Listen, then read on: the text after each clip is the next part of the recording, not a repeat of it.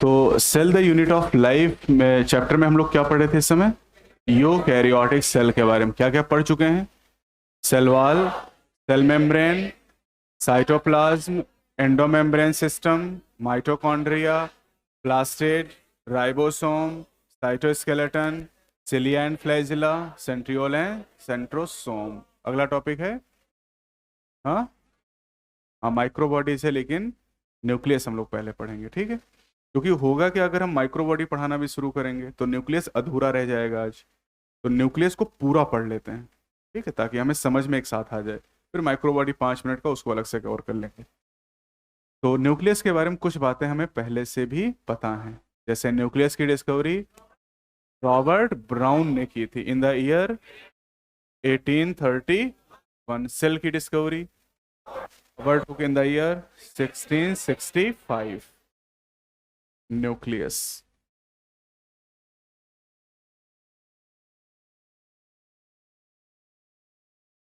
Discovered, या discovery सीधे लिख देते हैं, Robert brown. Robert brown 1831।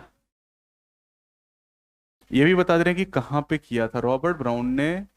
Root cells of orchid plant.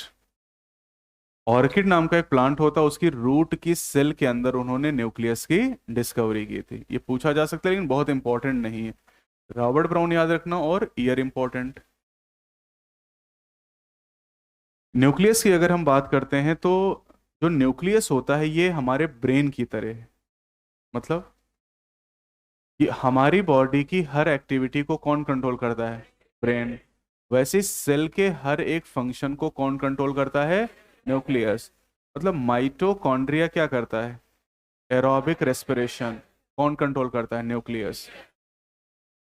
Protein synthesis का काम राइबोसोम, कंट्रोल कौन करता है? Nucleus. Nucleus is the controlling centre of the cell.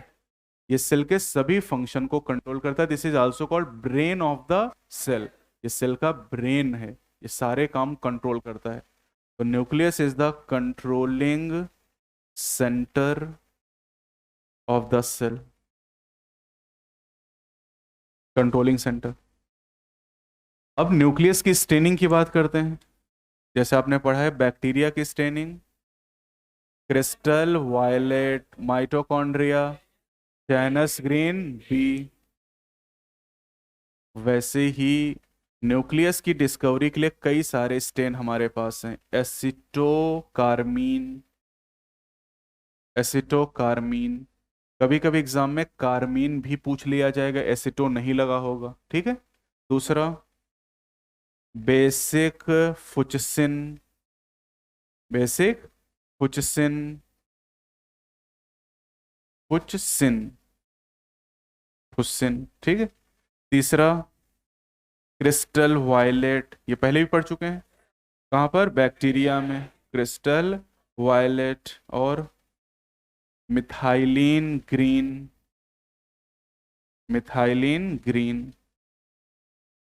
तो फिलहाल तो 4 स्टेन आपको याद करने, जिसमें से बहुत आसान सा है एक तरीका है ABC।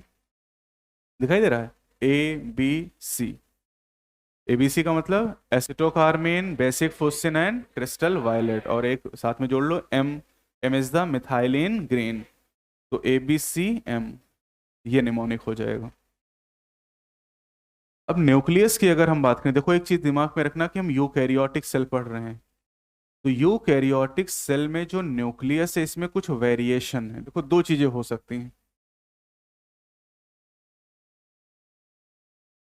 न्यूक्लियस या तो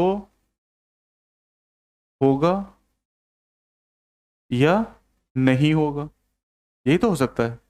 प्रेजेंट या एब्सेंट। अगर न्यूक्लियस एब्सेंट है तो ऐसी सेल को क्या कहेंगे? ए न्यूक्लिएट या ई न्यूक्लिएट? ए न्यूक्लिएट या ई न्यूक्लिएट? दोनों टर्म। चाहे तो आप ए न्यूक्लिएट कहो और चाहे तो आप ई न्यूक्लिएट कहो। जनरली ऐसा होता है कि ए का मतलब एब्सेंट होता है और ए का मतलब प्रेजेंट और ए का मतलब एब्सेंट, लेकिन यहां पर दोनों का मतलब एब्सेंस है। तो अगर न्यूक्लियस प्रेजेंट है तो न्यूक्लिएटेड, न्यूक्लिएट या न्यूक्लिएटेड, तो ये दोनों टर्म सेम हो गए। अब ए न्यूक्लिएट कंडीशन कहाँ पे है? दो एग्जाम्पल आपके पास है।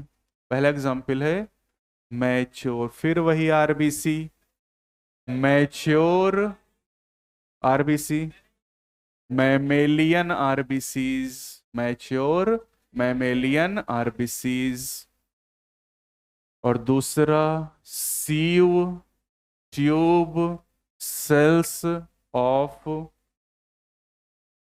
हाँ, हायर प्लांट, जाइलम, नहीं फ्लोएम जाइलम तो ठीक है, ये फ्लोएम में है, लेकिन कहाँ, टेरिडो में, जिम्नो में कि एनजीओ में?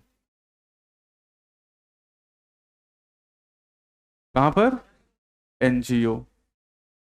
क्योंकि चैप्टर 3 में मैंने आपको पढ़ाया था sieve tubes are absent in pterido and gymno, तो केवल एनजीओ में पाई जाती, लेकिन इनके पास न्यूक्लियस नहीं है। अब जो न्यूक्लिएटेड कंडीशन, ये भी कई तरह की।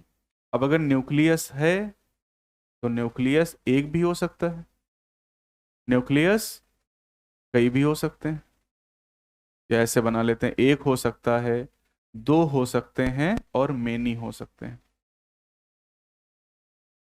तीनों पढ़ा दिए मैंने आपको, ठीक, बताते हैं कैसे। अगर न्यूक्लियस एक है that is called uni nucleate, uni nucleated या मोनोकैरियोटिक। मोनो मतलब एक, कैरियोटिक मतलब न्यूक्लियस, एक न्यूक्लियस। तो दो है तो आप नाम बताओ, बाई न्यूक्लिएटेड या डाई कैरियोटिक। डाई कैरियोफेज अलग है, डाई कैरियोटिक अलग है, डाई कैरियोटिक। और अगर कई सारे हैं तो मल्टी न्यूक्लिएटेड, मल्टी न्यूक्लिएटेड, जैसे आपने कहा था कुछ सीनोसिटिक, याद आ रहा है? ठीक है, एग्जाम्पल ले लेते हैं। Example, most of the cells, ज्यादातर यूकैरियोटिक सेल ऐसी होती जिनमें केवल एक न्यूक्लियस, बाई न्यूक्लिएटेड, दो न्यूक्लियाई कहाँ है? पैरामीशियम, याद आया कुछ? पैरामीशियम, हाँ, न्यूक्लियर डाइमॉर्फिज्म। और मल्टी न्यूक्लिएट कंडीशन भी आप पढ़ चुके, कहाँ पर? फाइकोमाइसीट्स, याद आया कुछ? फाइकोमाइसीट्स, और क्या याद आया? हाँ, वाउचेरिया, यस, चलो एक लोग को तो याद आया, वाउचेरिया। वाउचेरिया क्या था? एक फंजाई, हाँ, एल्गा था, एक coenocytic alga, multi nucleate condition. ऐसे क्यों देख रहे हो? और कोई?